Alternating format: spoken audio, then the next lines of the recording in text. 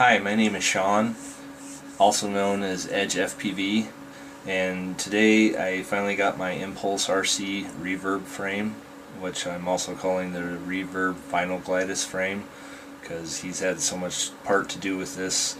He definitely deserves to have his name on it as well. I've been flying aliens for the last year, and I love the frames, I love the builds, so I'm really excited to get into this one. But we'll be doing a build today of this frame, putting it together and tinning up the power distribution board, probably putting on the XT60 connection just to get everything ready, and then the next build after that we'll put all the rest of the parts in and get it going. But I wanted you to see what the package or the kit included, and this is the 5-inch kit, which I think is the only one available right at the moment, but it does come with your arms, the body kit. These were actually extra. You do have to specify that you want to order these with it, so I ordered 2 of them. And of course your PDB board, it comes in black or red. I got the black, and the standoffs and bolts and nuts that come with it should have all the press fittings in there as well too. So we'll just go ahead and dive right into this and get started on building it up. Okay, so this is everything that comes in the kit, all spread out. It comes with all the screws and standoffs, all the washers, all your press fittings, and it comes with a special screw for pulling in the press fittings, and that's going to be the first thing that you're going to do. So on this part of it, it doesn't matter which side you start with, that it's exactly equal all the way around. Just once you pull in one of them, just make sure that you're looking at the right direction of where it's going. You don't want to pull one in the wrong direction and have problems with that. So all you're going to do is pull this in,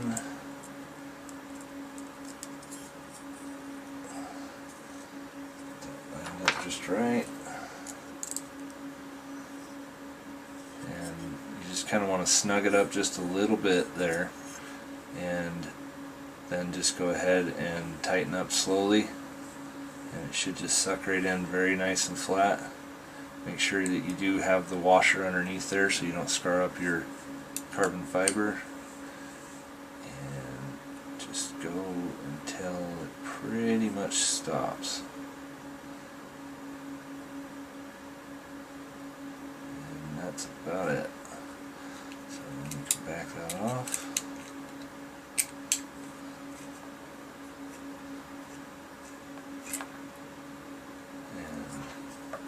Should be everything that's flush on there. So there's 8 of them to do on this plate, so I will go ahead and get that set in there and we'll get going.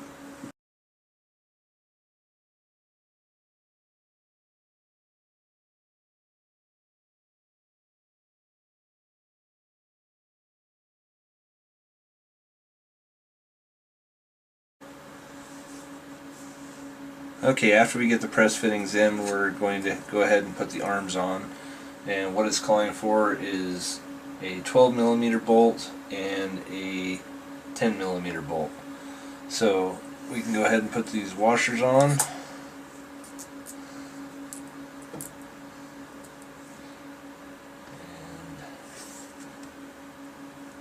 And each one.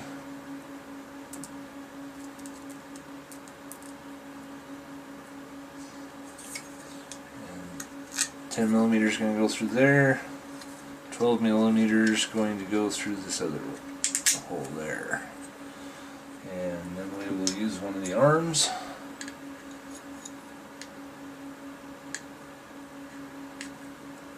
There and there, and then we can screw it right into the back plate.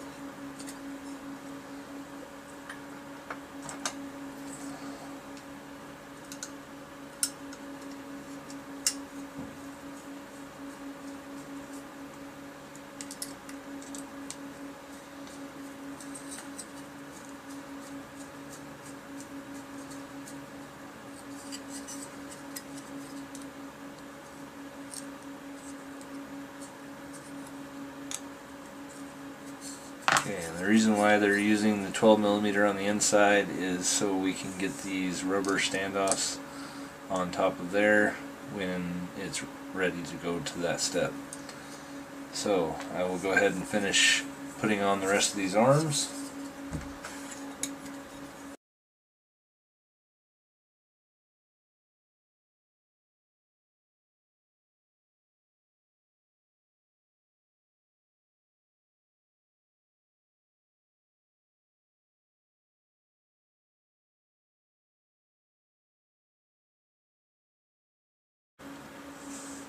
Okay, that is it for the bottom assembly. The next thing that you want to work on is putting on the rubber standoffs, and it's going to go on the 12mm piece that's still sticking up there. You want to try to put them on there as best you can. Pinch at the bottom of it and turn them on.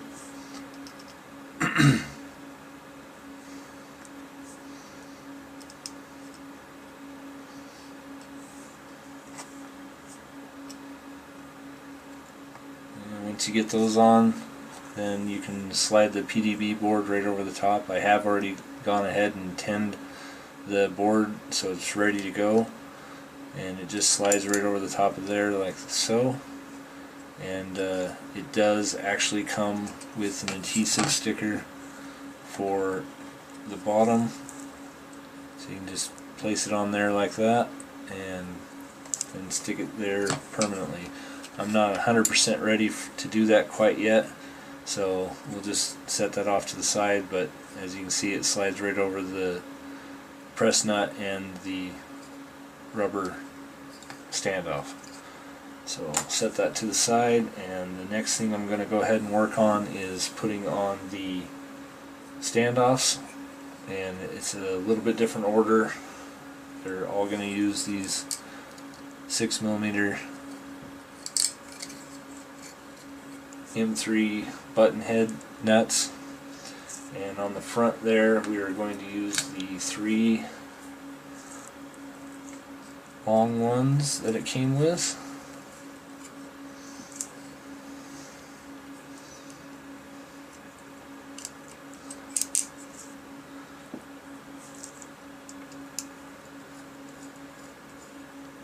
And on these front ones here, you want to make sure that the flat piece is pointing directly forward,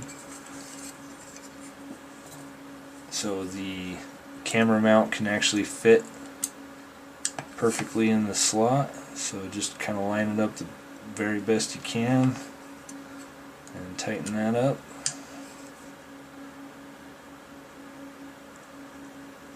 Just like that. The next one is on the back side, right in the middle. That'll be your last standoff that you're going to put on the front part, just like that. Now the back is a little bit different, and on the very back end you're going to use the medium-sized standoffs.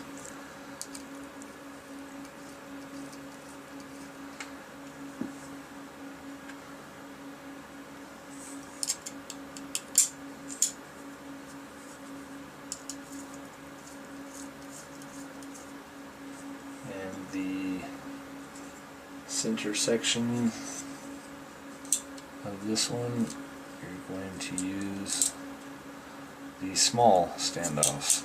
So pop it through there, and these are pretty short. There's a reason for it. Let's get that on there. One more.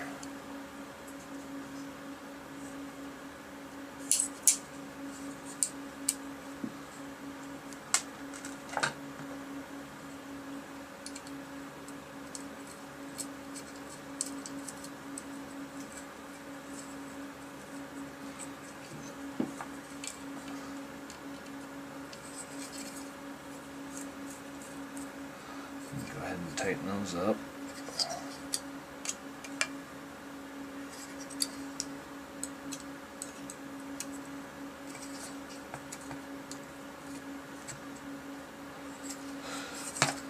And The reason why they're like that is for these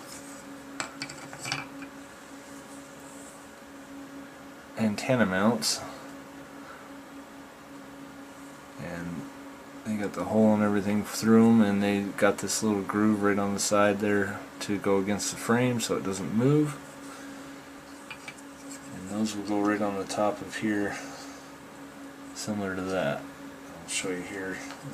Go ahead and get the top plate on here. So there's only one direction the top plate goes. The larger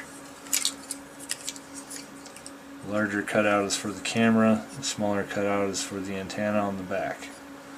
So, and of course you can't line them up without 3 holes anyway. So we'll go ahead and get that going here. One thing I did notice on this frame, it did actually come with the screws for the camera itself, so you don't have to use the ones in the kit. These have a nicer head, so it should slide through here pretty nicely. I'm going to go ahead and just pop that on here real fast.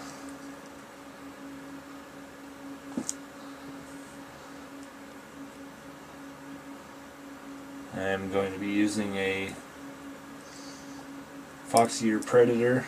It's the first time I've bought something that wasn't run cam, so I'm really curious how it's going to work.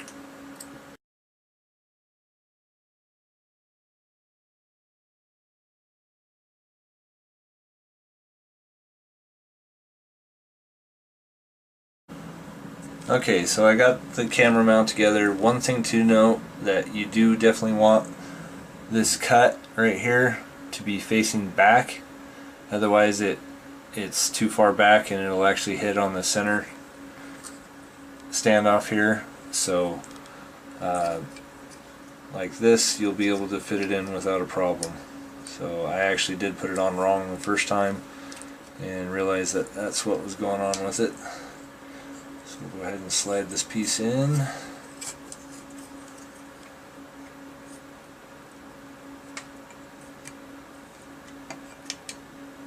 Just like that. And just like that.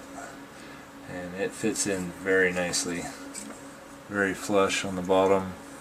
It looks great and works fantastic. So once that is in, now we can go ahead and put the top plate on. I left the camera loose so I can set the actual position of it that I want. I usually do fly at 30 degrees, so I will set that when I get a chance. I really want to see what this frame looks like all together.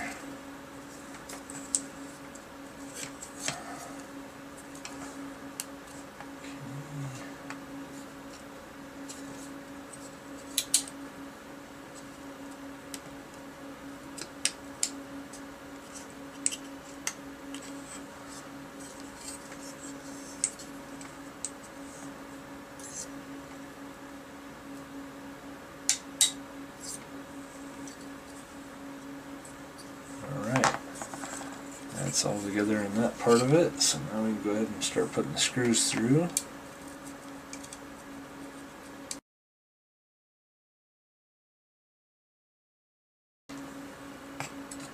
So now you should have 2 of these longer screws, and they are going to go through this center part with the antenna standoff. That's what's going to make up the rest of that. So we can just kind of slide this into place here. Oh, maybe.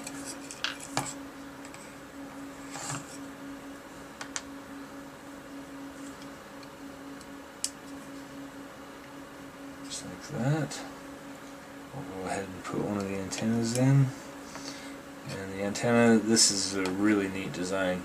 So when it doesn't have the screw through it, these slide in and out very easily. So you can kind of set your depth of the forever tube or antenna tube, and then slide it through the center there, and it actually screws right to the side of the antenna itself. So once you get that all the way down in there, goes through the standoff and just kind of locks in place, and then you cannot pull these antennas out once that's locked into place like that. It just kind of screws right into the side of it, so you don't have to worry about losing those anymore.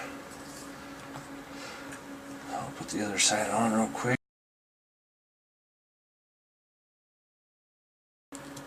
Alright, now both antenna mounts are in there and solid. And that is it on that frame. Pretty nice. As far as the XT60 connector goes, you can put it on either side. It is set up to go one way or the other. I did actually decide to go ahead and go on this side of it, so I will get that put on here in just a second. Okay, I got the XT60 connection soldered on, and this plug is going to go towards the front section of it. So when you are ready, you can just slide it right into place there and stick it down. One thing to notice on here is there is a slot right here for a zip tie for some strain relief on your XT60. So when you get it in here, you can just zip tie that down, and that way you can move freely there without hurting the solder joints at all. So really nice design. I'm glad that they came up with that. You need some type of relief on there because you're constantly bending it up and down like that. So to have it sit in place, that's going to be really nice. So that's the build of the frame there, and I think it turned out pretty good. The weight's pretty nice on it. In fact, let's go ahead and weigh it up here real quick and see what we're coming in at. Now, granted, this is with the PDB board with the long antennas all the way. I will be cutting these in half. You don't even need all that on there. But with the hardware and the Predator mini cam, that should give you an estimate of what's going on here. So it looks like it weighs in at 157 grams. So not bad. So that's, and let's just look at it here with the battery pad, the 3D mounted GoPro, and 2 LiPo straps. Looks like 182. Let's just make sure this goes back to 0. In fact, we'll just go ahead and zero it out real quick.